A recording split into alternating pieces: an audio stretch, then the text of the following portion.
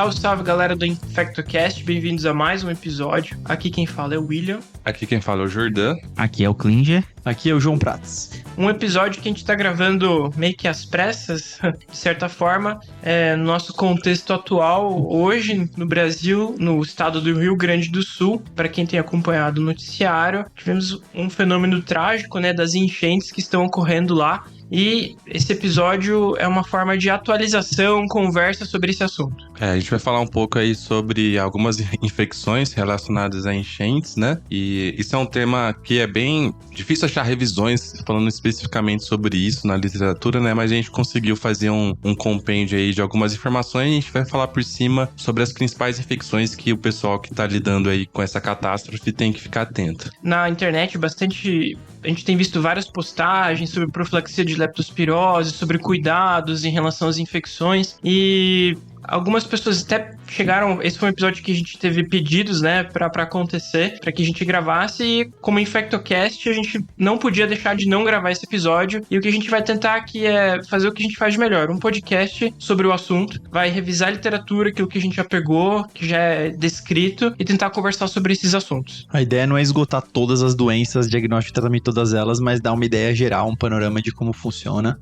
e falar um pouquinho das principais consequências aí da saúde de uma situação como essa. Exatamente. Exato. Essas infecções nós vamos dividir também meio que temporalmente de acordo com as fases, né? Então, uma primeira fase aí de quando você tem o desastre de 0 a 4 dias, uma segunda fase de 4 dias a 4 semanas e aquelas que podem desenvolver a partir de 4 semanas, pra gente ficar atento de acordo, né, com a exposição que esse paciente teve relacionado à entrada na água, o contato com as enchentes, com aquele material.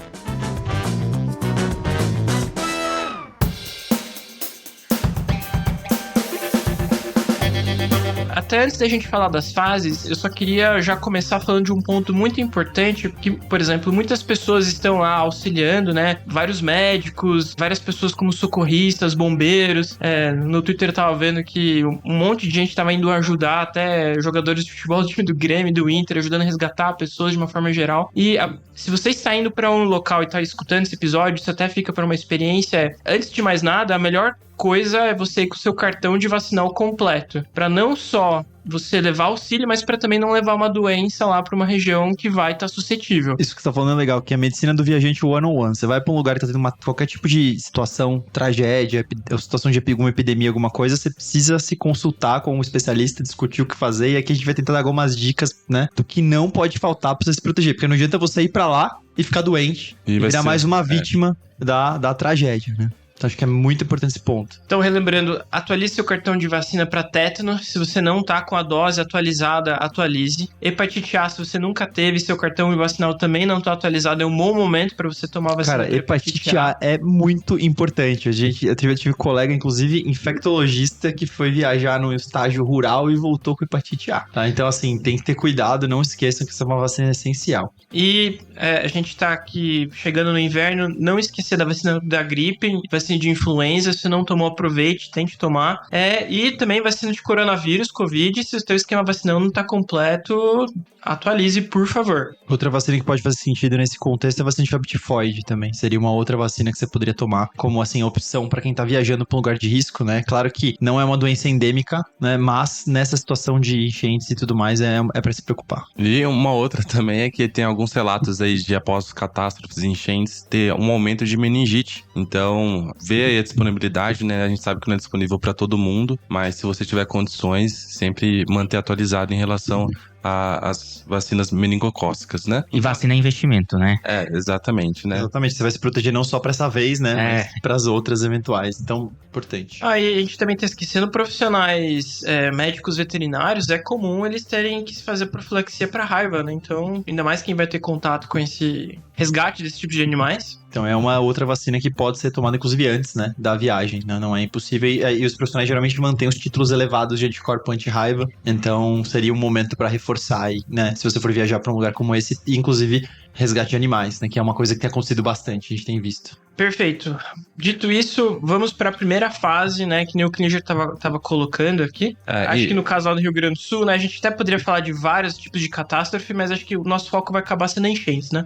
Exato. E quando a gente fala das infecções relacionadas a enchentes, na verdade não é só em relação ao contato direto com a água, né? Então, o que vai acontecer agora aí no Rio Grande do Sul, né? Lógico, esse momento inicial tem o contato com a água, só que no momento mais agudo, muitas pessoas acabam se ferindo, então é muito comum infecções de peles e partes moles. Com o tempo, nas zonas de resgate, vai começando a ter muita aglomeração, então também aumenta o risco de algumas infecções respiratórias. Com o tempo também, dependendo da situação, é muito comum ter desnutrição, então muitas infecções aí relacionadas a um estado de supressão por conta da desnutrição, então uma pneumonia pode ser muito mais grave nesses pacientes. Então, existe toda uma questão que vai muito além dos contatos de leptospirose, né? Quando a gente fala em enchente, a gente pensa em leptospirose, mas muitas outras infecções podem ter um papel aí importante. Legal que você falou dos mecanismos, então começando dessas agudas, né? Então o trauma é o principal, a gente tá falando aqui, né? Então o trauma, claro, além de pele e partes moles aí, né? As infecções locais ali, e tem umas particularidades, porque você pode ter algumas bactérias diferentes que aparecem na água aí das enchentes. A gente tava discutindo aqui aeromonas, víbrio, algumas espécies incomuns, né? Que podem sugerir que você mude o teu esquema inicial. Você não vai pensar só em estáfilo, você pode pensar em outras infecções. Além disso, existe muito frequentemente o trauma com partes da construção, peças de madeira, materiais como desse tipo que podem conter, inclusive, terra, fungos, né? Plantas, inclusive, podem te machucar. É interessante, teve um furacão nos Estados Unidos que teve um surto de mucor, né? Um dos fatores disso era o número de fragmentos de casa que estavam inseridos no corpo da pessoa. Então, se ela tinha múltiplos traumas com aquelas madeiras da casa, vigas e tal, ela tinha mais risco de infecção fúngica. Então, micose de implantação pode aparecer e essas bactérias diferentes aí que estão relacionadas à enchente e à terra e a tudo que está contaminando esse esgoto, que está contaminando essa água. E outra coisa, a gente falava um pouco antes aqui, existe o resgate de animais, que a gente mencionou dos veterinários e tudo mais. O trauma e a mordida do animal também transmite bactérias diferentes, né? A gente sempre fica lembrando de Pasteurella, a gente nunca esquece dela, que é uma bactéria muito virulenta, produtora de toxina, que dá infecção de pele e partes moles muito rápida, então mordida de animal pode ser um problema, né? E aí o tétano a gente falou um pouquinho antes, né? O William mencionou, todos esses traumas com contaminação com terra, eles podem conter aí tétano e as pessoas têm que estar vacinadas. Então é uma outra, então raiva, tétano muito rápido aí, né? Mas todas essas infecções relacionadas ao trauma. E é importante porque quando essas pessoas, né, estão lá naquele contexto, saindo de casa, tendo contato com a água, pode passar um galho, você Exato. acaba tendo um pequeno ferimento, uma porta de entrada ali, o contato e o paciente normalmente nem vê, né? Só vai sentir aquilo depois. Então, isso é muito comum, a gente ter essas penetrações dessas bactérias, né? Através desses ferimentos. E você pode ter ferimentos graves, né? A gente nem falou sobre isso, mas até de, sei lá, grandes traumas, fraturas expostas e tudo mais com alta taxa de contaminação, isso pode ser um grande problema também, né? Infecção até de osso, né? Coisas complexas como essa, né? Os traumas mais graves. E a primeira recomendação, quando você tem algum tipo de ferida, é lavar de forma abundante com água limpa e sabão. Isso, para várias doenças que a gente vai estar conversando aqui, leptospirose, tétano, é a recomendação inicial para as infecções bacterianas também. Então, sempre que possível, limpar o quanto antes, de forma exaustiva, que só aí você já consegue evitar uma boa parte das infecções. Isso é um grande... Tá em todos os protocolos de raiva, de tétano, de tudo que é ferida, tem esse protocolo da limpeza que realmente é um grande protetor aí. E assim, toda infecção de pele, né, não vai fugir muito do risco de infecção por gram-positivos, né? Então a gente sempre vai se preocupar com Streptococcus e se preocupar com Staphylococcus. Inclusive tem alguns relatos, talvez aí pela aglomeração de pessoas, de um aumento de CA e MRSA. Então nos Estados Unidos, após o Katrina, também teve um surto de CA e MRSA, que é o Staphylococcus resistente, né, da comunidade. E a gente não sabe se dá para extrapolar isso aqui pra nossa epidemiologia local, mas é algo que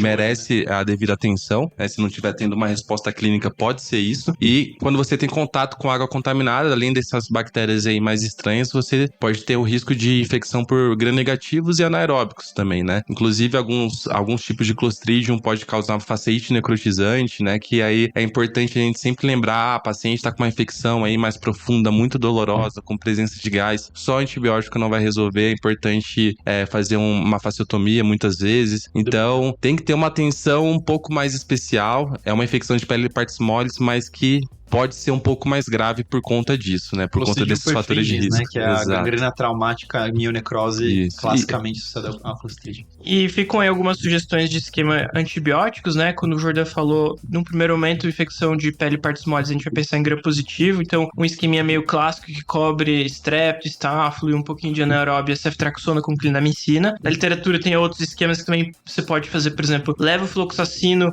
com doxiciclina, se você teve contato com água salgada, vai ter risco de víbrio. Ou metronidazol, se você teve contato de água contaminada e solo, que acaba entrando nessas coberturas dessas bactérias que a gente acabou comentando aí. Lembrando também que se você tiver um trauma aí perfurante com risco de tétano e você não tiver a vacinação em dia, você vai ter que fazer também a infusão de imunoglobulina para fazer a profilaxia dessa infecção. Então, se você não sabe seu status vacinal, perdeu aí o cartão de vacina na enchente, na correria, toma de novo, então fica atento com esses riscos. Não esquecer do tétano, gente, que é uma infecção prevenível aí. Exato, e muitas das vezes o paciente também vai estar em casa, né, não tem necessidade daquela infecção, igual o William falou, dos antibióticos EV, opções via oral, poderia ser o clássico Clavulin, poderíamos utilizar, e ter a doxiciclina aí na manga, para esses casos que não estejam melhorando, com possível Clavulin, né, cobertura de outros agentes, porque a gente não vai pensar em bactérias, né, uma Klebsiella, uma produtora de KPC, alguma coisa mesmo, muita gente se surpreende às vezes que tem que usar uma coisa tipo ceftazidima ou maquinolona. Então a gente se surpreende, assim,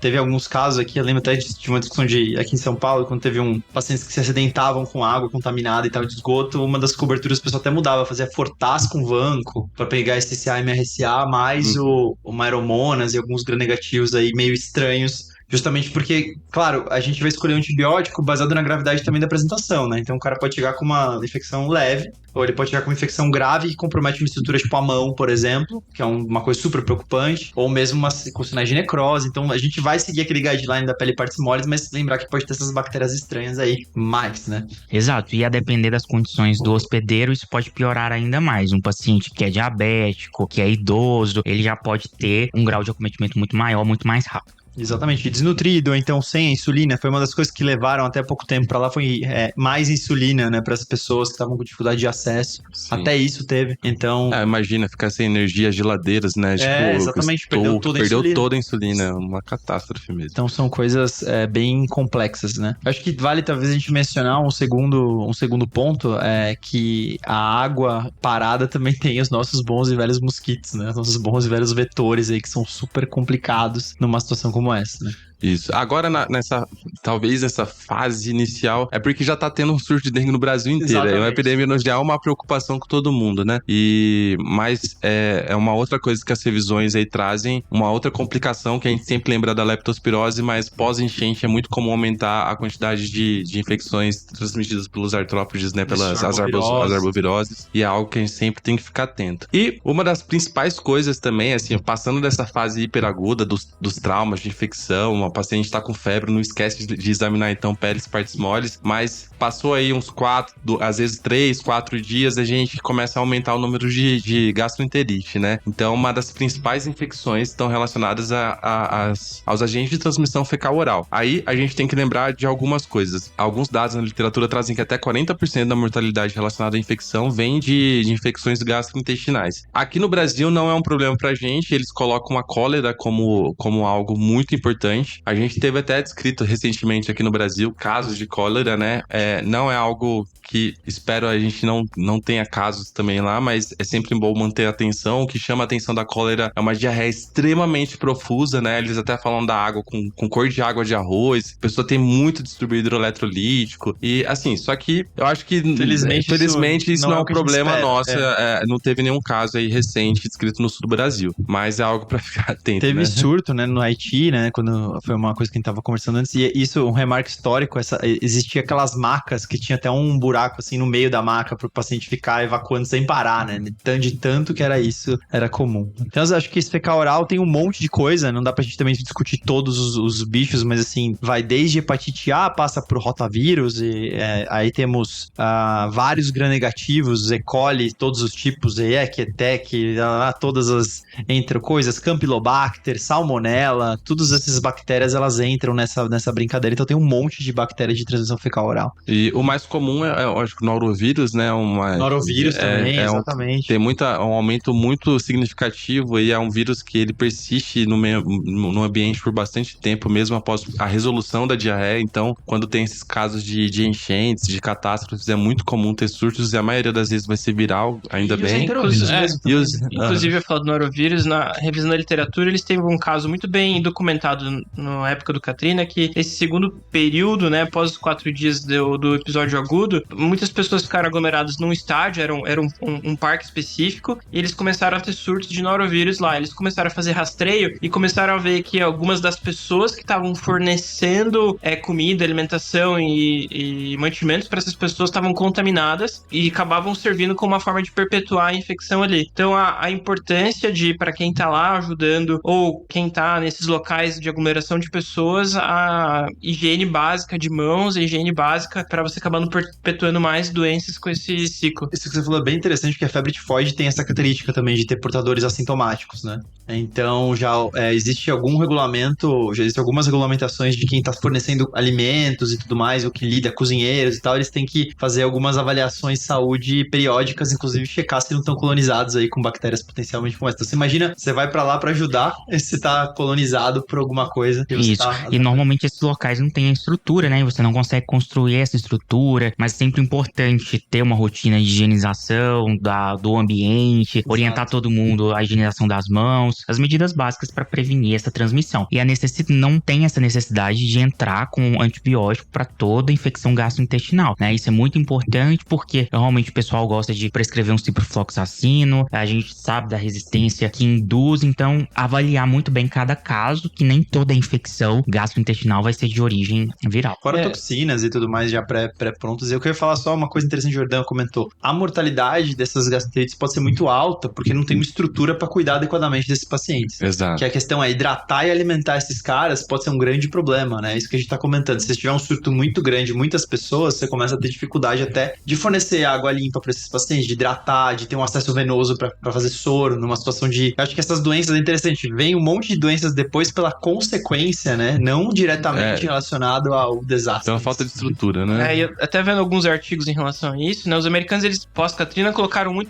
vários aprendizados. E uma coisa simples que dá pra se fazer é, por exemplo, eles colocaram como uma regra, os banheiros dentre os locais onde as pessoas vão estar alojadas, e o banheiro tem que ter pelo menos 100 metros de distância. Só com isso você já consegue diminuir a chance de transmissão de várias doenças. Não, faz todo sentido, ainda mais que a transmissão pode ser por superfícies contaminadas, né? E pela própria água, né? Que é outra coisa que tem que tomar cuidado para não... A estrutura é importante para não contaminar a sua fonte de água, por exemplo, só por ter pacientes doentes lá, né? Outro aprendizado, por exemplo, em alguns artigos que a gente viu, foi que nesse momento, quando as pessoas estão aglomeradas, você tem aumento de infecções respiratórias e às vezes um indivíduo ali acaba transmitindo para várias outras. Teve um caso muito interessante que eles descreveram na literatura americana, que eles pegaram um morador de rua que estava infectado por tuberculose e fizeram um diagnóstico dele e ele estava no meio, né, de um aglomerado de pessoas. Então, se possível, fazer o isolamento. É lógico que a gente não vai estar no hospital para fazer uma corte, né, com isolamento respiratório adequado, mas principalmente pacientes com sintomas respiratórios, tentar... Uma estrutura para triar as pessoas com sintomas respiratórios, né? Essa é outra coisa que é complexa, mas é importante. Então, esse é outro efeito indireto que a gente vê na literatura, tem estudos observacionais mostrando aumento de tuberculose importante quando tem esses desastres naturais, mas aí não é, de novo, não é que a água leva a tuberculose de uma pessoa para outra, mas sim que a estrutura que se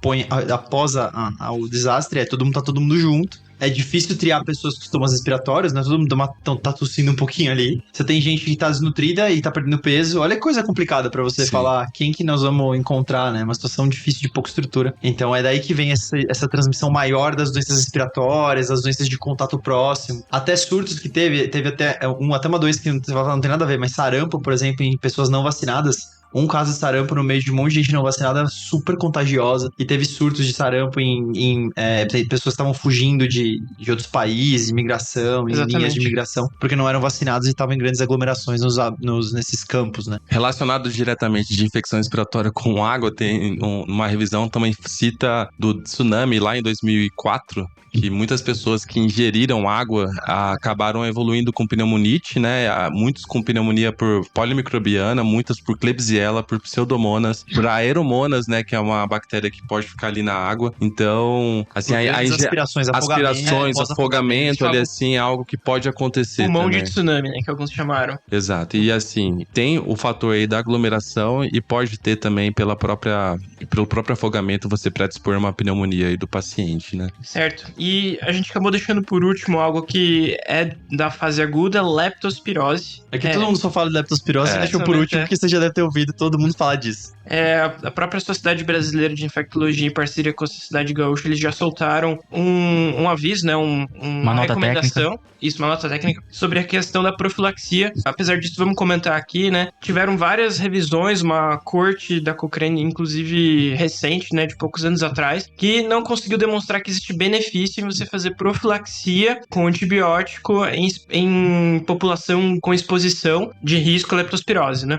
Só lembrando que a leptospirose é causada por uma bactéria espiroqueta, Leptospira interrogans, e ela vai ter, principalmente em questão de enchente, você tem muito contato da transmissão da bactéria por feridas, não só feridas, né? Você acaba a exposição à água de forma muito prolongada também facilita essa infecção, essa transmissão da leptospirose. E a mucosa também, né? Então, se você tem submersão da face ali assim, engole a água, tem contato com o olho. Parece que assim, a pessoa está com um calçado adequado, mesmo que molhado, é mais protetor do que está sem calçado. A pele está ferida, é pior que a pele íntegra. Se você tiver contato de mucosa, é pior do que com a pele saudável. Então, todas essas coisas podem aumentar o risco da infecção. Mas a espiroqueta, teoricamente, é capaz de passar até a pele íntegra, né? Sim. Exatamente. Que a grande questão é a quantidade que você vai, né, ter de inóculo, né, conforme a sua exposição. E é difícil de caracterizar essa exposição em termos de grandes estudos, não é nem muito fácil falar assim, né? E daí a gente entra nessa questão, né? Então, o que a sociedade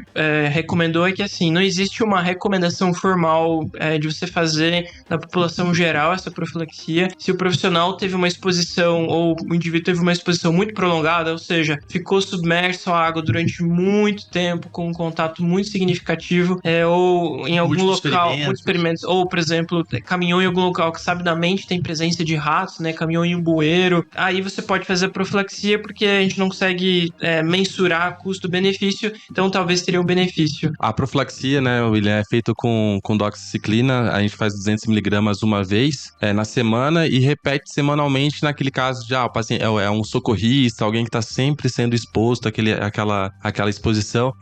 àquela exposição, né, meio redundante. Mas assim, até ficou meio dúbio, assim, porque a sociedade lançou primeiro uma nota falando, deixando alguns pontos meio nebulosos ali, assim, né? Que era até quanto tempo depois que valeria a pena você iniciar a profilaxia. O que seria um paciente de alto risco? Então, eles definiram isso. Então, o que seria um alto risco? É o paciente, o socorrista, alguém que está se submetendo sem o material, sem o EPI adequado. Então, isso já seria um alto risco. E algumas outras situações que eu vou ler aqui que eu não decorei. Mas, submersão, é um risco elevado, né? Ficar com a cabeça embaixo d'água e quase afogamento. Ingestão de água potencialmente contaminada. Lesões cortocontusas e lacerações. Então é o que a gente falou aqui antes, né? Então, o raciocínio é esse. E o critério para o tempo do início de quimioprofilaxia é você começar até 120 horas depois da exposição, né? Então, uma coisa muito importante é que a evidência é muito fraca disso. Eu ia falar, gente, quando vocês ouvem tudo que nós estamos falando, não parece uma coisa super baseada em clinical trials e tal, e critérios difíceis. Então, é complexo, não dá pra... literalmente assim, aquela história de que a gente faz com muitas doenças. É individualizar. Não tem uma super regra. O que a gente tá passando aqui pra vocês é o racional que você vai usar, qual que é o cara exposto e tal. E, de novo, a eficácia, a gente não tem toda essa certeza de que isso vai evitar. Quando você junta todos os estudos, parece que, em geral, isso nem ajuda muito. Exato, então, lembrar que é uma doença que você poderia tratar com amoxicilina, né? Então, assim, não tem uma mortalidade, não é uma doença que tem uma alta letalidade, uma alta mortalidade. Então... A gente nem sabe se o antibiótico muda tanto a história da leptospirose, de um modo geral. Tem esse outro ponto. Grande discussão, né? Tem esse outro ponto. Então, você fazer uma medida universal ideal de profilaxia num contexto de uma doença que não tem uma mortalidade e letalidade importante. E digo mais, né, assim, existe também um grande medo e receio de faltar o antibiótico. Porque imagina o tanto de gente que foi exposto, gente. Então, se você for levar em conta esse critério aqui, milhares de pessoas. Imagina você ter que ter milhares e milhares de doses de doxiciclina num lugar que tá difícil de chegar a medicação, tá faltando medicação. Então, às vezes, é ponderar um risco extremamente elevado. Sei lá, a pessoa se cortou, ficou muito tempo lá em submersão. Foi resgatado muito ruim. E aí a gente não vai ter uma resposta muito objetiva pra isso, porque pode ser que daí, quando a gente precisar realmente do tratamento, que às vezes é melhor você esperar alguém ter um início de sintoma, uma febre, uma mialgia ali assim, pra começar um tratamento mais precoce. Então é muito difícil. Mas a recomendação da Sociedade Brasileira de Infectologia, junto com a Sociedade Gaúcha, é essa aqui que a gente leu. E aí entra um caos, assim, eu faço comparação com, por exemplo, a profilaxia de meningite. Tá muito bem documentado pra quem é a profilaxia e toda semana chega caso no pronto-socorro de meningite e a equipe arruma um fuzuê pra pegar profilaxia onde não tem indicação. Então, não tem indicação, não é pra fazer. É bem claro isso. Quando o benefício ele é maior, nós iremos fazer. Quando não tá indicado. Eu acho que hoje uma pessoa que tava indo ajudar nos resgates, ela veio me perguntar, já posso tomar um antibiótico? Eu falei, não, acho que não. Faz o seguinte, pega o que você tem de antibiótico, que você conseguiu, leva com você, vê qual vai ser a situação lá, às vezes pode acabar precisando para uma outra pessoa, para uma outra situação de infecção mais importante. Em alguns locais eles já conseguiram fazer corredores ou caminhos que você às vezes nem vai ter essa exposição. Então assim, quem a gente deixou bem salientado aqui, né, de uma forma geral não existe recomendação universal, individualizar cada caso e lembrar que o antibiótico pode acabar e você pode precisar para outra coisa. Mas e não se sinta protegido também, assim, né? Tipo, tomei, comecei a ter febre. Não é leptospirose porque eu tomei doxiciclina. Não, pode ser leptospirose. Eu ia falar que era o mais, acho que é o ponto mais importante, era falar isso. A exposição entre as pessoas é variável, e se você está se expondo muito, não pense que você está totalmente protegido porque você tomou a profilaxia. Isso é um ponto essencial. E as medidas de proteção individual, né? Então, se você tá em contato, vai usar luva, vai tentar usar a bota, vai tentar usar a roupa específica, que só isso já vai diminuir bastante o risco de transmissão. É o famoso básico bem feito, né? E para quem vai estar no pronto-socorro, às vezes vai receber um paciente lembrar dos primeiros sintomas, que é febre, mialgia, dor de cabeça. A hemorragia subconjuntival. Que chega a quase 50% dos casos, que é muito característica da doença. Pode ter racho, pode ter abdominal. Parece dengue. Então. Parece hepatite A. Parece hepatite A, se ficar ictérico aí, né? Então assim... É difícil. Nós temos episódio de leptospirose, escutem. Temos de hepatite A, temos de leptospirose, né? Tem de tétano. Temos episódio de tétano aí pra revisar como que é feita a profilaxia. Eu acho que falta a gente fazer um episódio de jeca, né? Uma síndrome que é absurda de ter feito ainda, inclusive.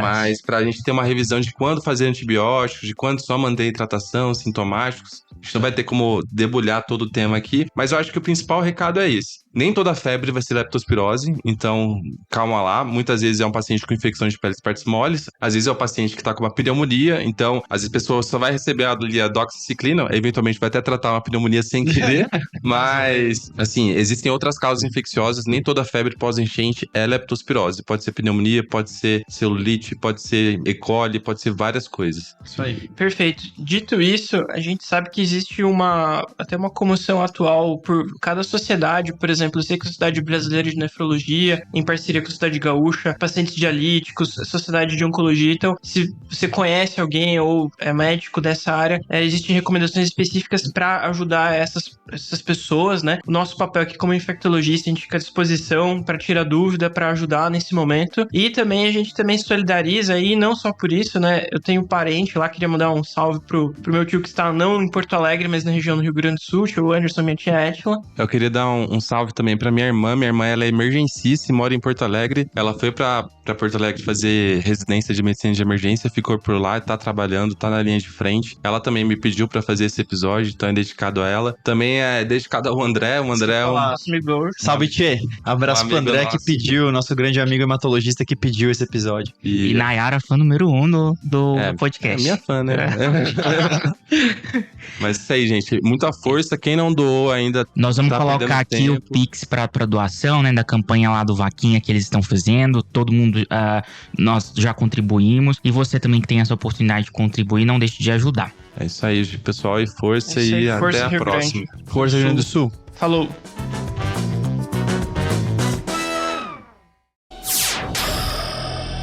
Semibreves, edição de podcast.